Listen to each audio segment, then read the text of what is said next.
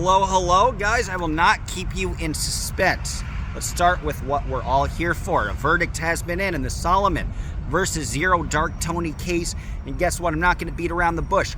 Very, very, very good news. The temporary restraining order has now been converted into a permanent restraining order. Really, permanent means lasting 2 years with the opportunity to extend it further. So we will be looking at the Zero Dark Tony abuse Reddit, which I'm sure will arc. I kind of consider the ZDT abuse Reddit as sort of the Library of Congress of ZDT's diarrhea of the mouth. So they'll be keeping track of all of that in case it needs to get extended 2 years from now. But very, very good news. Solomon was able to prove that there was malicious intent, that there was even arguably sexual abuse, that there was doxing, that there was threats to remove his family, that there was a concerted attempt to make sure that Solomon's mother lost her employment.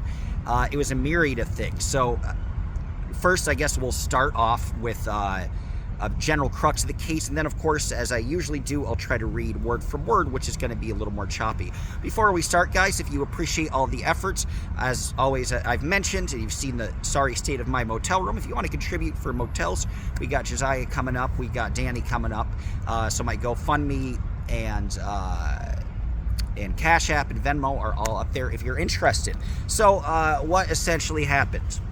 It was a long case, guys. The whole thing lasted about 2 hours.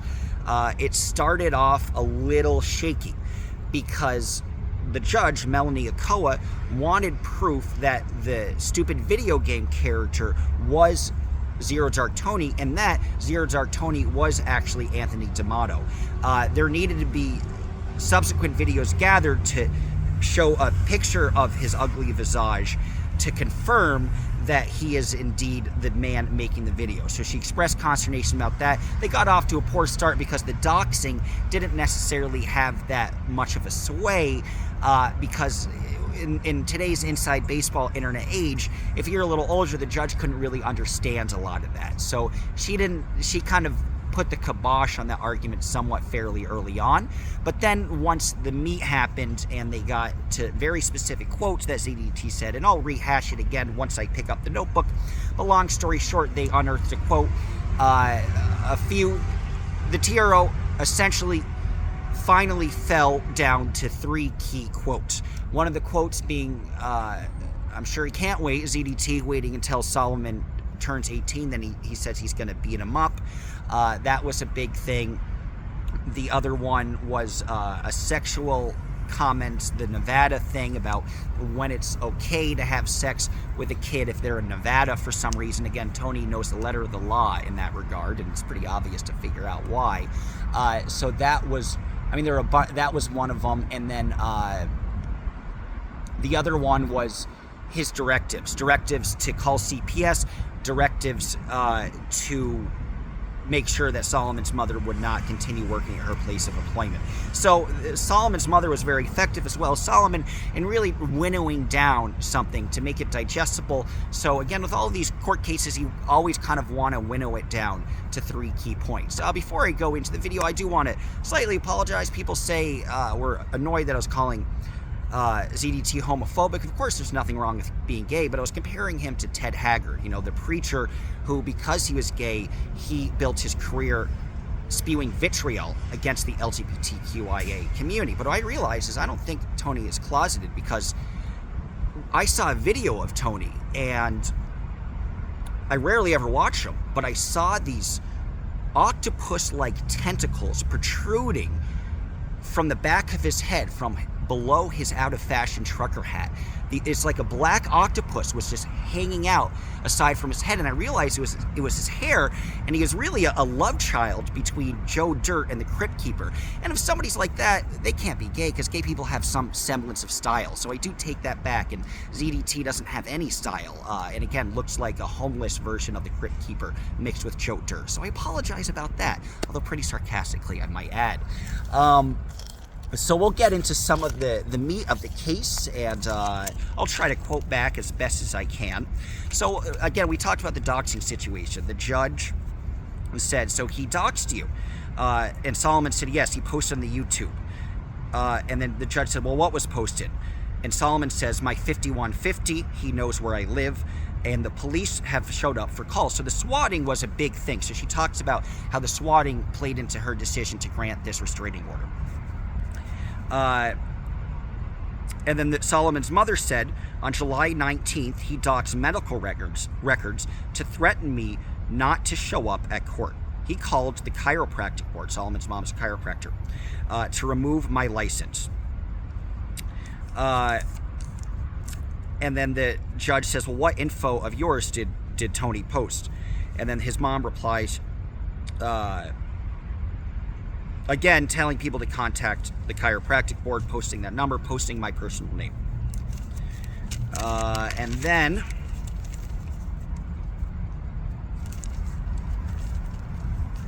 the mother says also pointed at pig. And the mom quoted things specifically because they wanted to get into the meat of everything. Oh, here it is. Sorry, guys.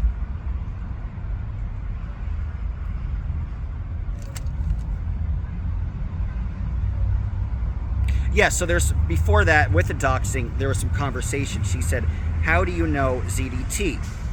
Is he a stranger to you? And Solomon says, well, I protest against Scientology. He goes after everyone I know. In addition to online, he drove by me, threatening me with a hammer. So that was an interesting moment, if you could recall, when Tony drove by with his little bitch bike to essentially threaten Solomon, of course, because he can't afford a car. And then the judge asked for any more specifics. Are there any specifics about the video or any text messages? And his mother said, well, he posted my name and picture, speaking of the doxing, and said Solomon can have sex with adults, and he was fantasizing. He was threatening, saying that when Solomon turns 18, he won't be able to survive the summer. And after the SWAT call, we had a multitude of calls. One call resulted, this is Solomon's mom continuing to speak. One call resulted, we had 6 fire trucks show up at the house.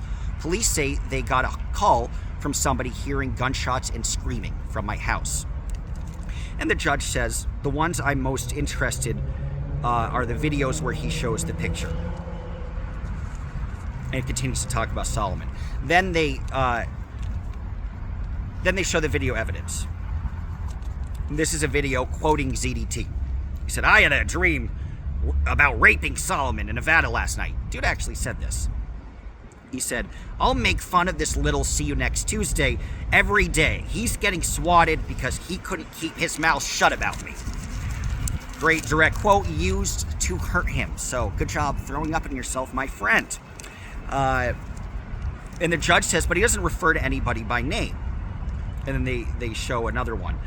So that was a big consternation that he was, the ZDT is making these threats, but was it pinpointed to Solomon? That was later resolved successfully. And then they show another video. Somebody sent me a screenshot complaining that Solomon was being swatted because of me. And this is ZDT admitting that he might have been responsible. I didn't think he was responsible for the swatting guys, but I think he might be. Because this exact video says, I'm quoting ZDT again with this video being presented in evidence. Someone sent me a screenshot complaining Solomon was being swatted because of me. In a sense, if he kept his mouth shut, he wouldn't get swatted. So there's the judge essentially, there's the ZDT essentially admitting it to future judge. Good job, buddy. Do you have a video? And the judge says, well, do you have that video where you mention that ZDT is waiting until you say he's 18? And how do you determine that ZDT is Tony Amato? Solomon says, as I mentioned, I saw other attempts to file a restraining order against him. I knew people who had attempted to follow a restraining order, so they confirmed his picture and his name, ZDT, Zero Dark Tony, was indeed Anthony D'Amato. So Solomon was very quick in replying to that and giving the judge a very satisfactory answer. So a lot of credit, gonna button my thing here because it's going crazy, a lot of credit to Solomon for giving the judge exactly what she needed in a very efficient and quick manner and kind of being prepared for class. He had everything he needed to have. He did a good job. And then, so Solomon talks about that, and then he plays another video because she wants to see more. And this is ZDT saying, put glove, Put on the gloves and jump in the ring. We'll show him when he turns 18, you little pussy. And the judge says, is there a video explaining Solomon should kill himself? And then there was this bizarre interlude in the courtroom where somebody sent somebody a message saying that there was recording in the courtroom. There's no such recording. Now, I went out for a moment to check in with Reddit, being like, the case is still going on, and that's not recording. But there was a big brouhaha in court saying that there was this recording. So she's asking, is anybody doing it? And it was kind of dumb because somebody sent that to Solomon, and Solomon relayed that. Him doing the right thing, I don't think I would have done it. I just would have pretended it didn't happen. But then Solomon saying, hey, somebody sent me a message of their being recorded. That was obviously an attempt to try to derail the process. That didn't happen. Everybody showed their phones. All of her phones were off. But that was an interesting little brief interlude. And the judge says, so you saw Zero Dark turning in person as well? And Solomon says, yes, he drove with a hammer. And the judge said, did he put this moment on his channel as well? And Solomon confirmed, yes. And yeah, is a lot of stuff boiled down into a few little moments. And here's one last one. I think we talked about that. So that's it. So then the judge says, I grant the restraining order request. It's clear that there is unlawful harassment, that it exists, and also existing is the credible threat of violence. This is directly from the judge. These are from statements made on his website, as well as his swatting, as well as the other calls that resulted in the fire truck showing up at Solomon's home. It shows good cause, and the judge also said that Solomon's entire family is included in this restraining order. The judge says, in addition, the other parties involved, Solomon's mother, Solomon's father, Solomon's sibling, it shows good cause to include them due to ZDT's indiscriminate nature. Anthony D'Amato may not harass, threaten, assault, or disturb the peace, nor may he make false calls to law enforcement or discuss any of the parties in any way on YouTube. That means all 5 people, he cannot mention their name. He must also stop posting print comments.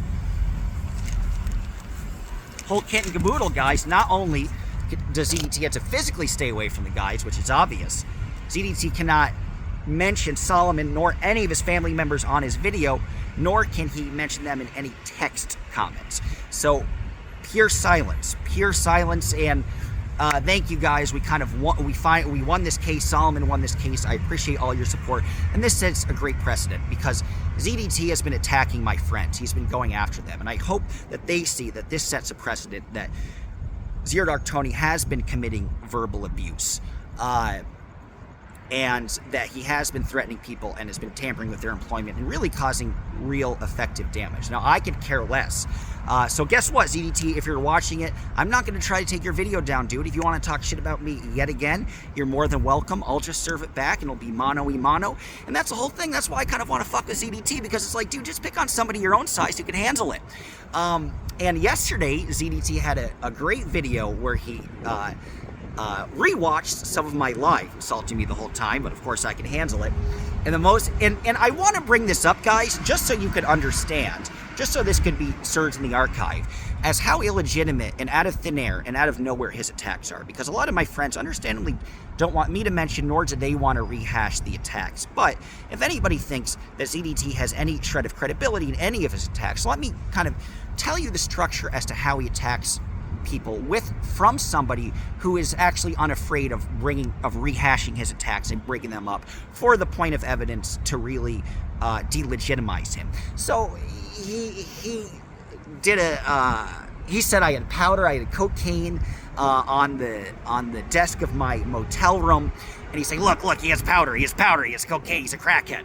And then I moved the phone, and it was a reflection.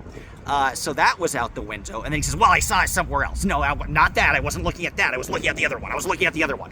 And then ZDT is talking shit. He's like, 2 people are watching him. 2 people are watching this asshole. And then he goes to check how many views I have, and it was 11,000 views. Of course, then he accuses me of buying all my followers. Even though on Social Blade, you can confirm all of these. In Social Blade, do you buy your followers? I have a good B- rating. My followers organic versus ZDT has been proven to actually buy followers with a D- rating. So there's the tangible evidence for you there. He said I knocked up a prostitute. That was fun. I did not. I connected with a young lady who I went on a formal date with in Mexico. And I'm as open as a book, so I've told this story many, many times. Kid's obviously not mine. She's refused a DNA test, but just in case, I've sent a little money here and there. Certainly was not a prostitute, although I think the person definitely is a scammer. So that was attack number 3. I'm trying to remember, was there anything else? It's hard to remember them because I really just don't care.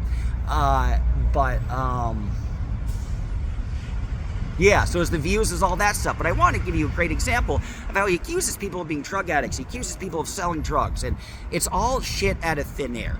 And I will be there each and every day, if he does any attack, to really magnify how idiotic his attacks really are. And how they're not based on any sort of fact. And he's gone after so many good, kind people. I hope that if you're watching this video and you think, does he have any attacks, credence to any of these attacks? No. They're all out of thin air. Initially, he tried to say I was a felon for hard drug charges when I was in jail for misdemeanors. So that's what happened to me, right? This fell, but luckily it's still here. But that's what happened to me, right? And they're disprovable. The supposed powder was a reflection. The supposed sex worker, I don't even say prostitute, but he says prostitute. Supposed sex worker was somebody I dated and who has refused a DNA test, but I'm going to forcibly do it, but send her money just in case, because I'm kind of a sucker. That's the extent of that. And of course, the third was that I have no views and I'm buying my followers. Just look at Social Blade. But I want to, even though not that it's embarrassing to me, but even though I'm bringing up negative aspects about me, again, I want to bring these up just so people can understand how delegitimate these attacks are and how ridiculous they are. And I'm an open book, so if he thinks any of this is new information or this information will hurt me in any single way, shape, or form, enjoy smelling your own farts. That's all I have to say about that. But it sets a great precedent because he's a violent man. I do have some sympathy for Tony because it's clear I was watching a video of him with Doug Kramer, may he rest in peace, and he talked about how he was a celebrity, or he was an up-and-coming actor, and that Scientology wanted to help him, and he essentially talked up Tommy Davis, who was kind of the Mike Rinder of Scientology before Mike Rinder, and really had a hard-on for Davis, and talked about how impressive he was, but that they never followed up and helped him. Obviously, the reason Scientology never followed up and helped Tony is because they realized he sucked as an actor. So he's still at that moment, and I think Tony, I don't know if he's OSA, he might be, but he really wants to get back into Scientology's good graces, and he feels like this is the way to do that. He was a shitty actor, he got rejected many years ago. Of course, he has gone to scamming an ex-girlfriend, Dana, out of $10,000, so it's funny, he makes fun of me living in a broke motel. Well, first, at least I can afford a car. And, you know, you're a little more broke when you don't try to scam people and then verbally harass them nonstop out of $10,000. It's, you know, more of an honest way to live. I'm having too much fun with Tony, but again, I'm open season for Tony, so he's gonna run out of people to pick on, so it might just have to be a little back and forth ping pong between me and the overgrown man-child. But it sets a great precedent because these are more than just disagreements or attacks. There are a fair amount of anti-protester YouTubes that are worth watching, that are kind of interesting. I can think of Thomas M.U. Anderson. But the way that he goes for these personal attacks, and he doesn't call people stupid or ugly or bad for the cause, he calls them pedophiles, he calls them predators, he calls them drug dealers, he calls them criminals. This is serious shit. And if you Google something and you find all this, that's damaging. Luckily for me, this is what I want to do with my life. I want to report to you, and I don't want to have a boss, so I'm fine. But for some of this stuff, I mean, he's called me a predator more times than I can count. He's called everybody. He's called 25 people that. That's disgusting. There's nothing, I mean, you could even personally go after somebody, go after their appearance, go after whatever. But once you start calling them damaging, criminal-like things, this is when the courts have to get involved. Here's the other thing, last thing before I close. is there any follow-up with putting him in jail? Again, shout out to the Zero Dark Tony Abuse Reddit for being the Library of Congress and the Diary of the Mouth, because they have all of this on file. It appears that Tony's already violated his restraining order. He had to follow the same confinement that the temporary restraining order has as the permanent restraining order has. So he's already violated that. So first thing first was getting the restraining order permanent, or for 2 years, setting that in stone. And now, he might be smart enough to not talk about Solomon ever again, although I heard he's already talking about the guy. Thank you again to the Reddit thing for archiving, because nobody wants to watch this guy's stupid shrivel. He takes like 3 minutes to get to the point. He has this stupid song in the beginning, and then there's nothing cohesive, so he's unwatchable. I even tried to watch the whole thing about myself. I was just so bored I couldn't. So thank you to the people of Reddit for sifting through the awful bullshit. But all of that is documented, is archived. And so I will imagine that is what, if something Solomon wants to do, or if somebody else wants to make a phone call, that's his choice. Solomon would have a right to gather evidence and go forth with a criminal proceeding to get ZDT. So he could end up in jail, and now he might only end up in jail for a week, but he could end up in jail. So this guy just keeps making it worse and worse for himself. But I appreciate everybody's support, and I think we're all on the same side of this. And the bully has been slain. And Solomon was good on his feet. His mom was there for him. He had a great cadre of support. Street showed up. Jessica showed up. Henri showed up. DOA showed up. Lara showed up. Some of the other streamers, feeling bad, Sandra, I believe, showed up. Some other key ones, Danny and Leah. So there are some people who really cared about him and wanted to advocate for him. So that's the rub, and I guess I'll do a live in the weekend if you guys want me to, but I will also see you on Tuesday for Danny's case, and then Wednesday for Josiah. Congratulations to us all, except ZDT, you stupid ass bitch. You're dumb. Bye-bye.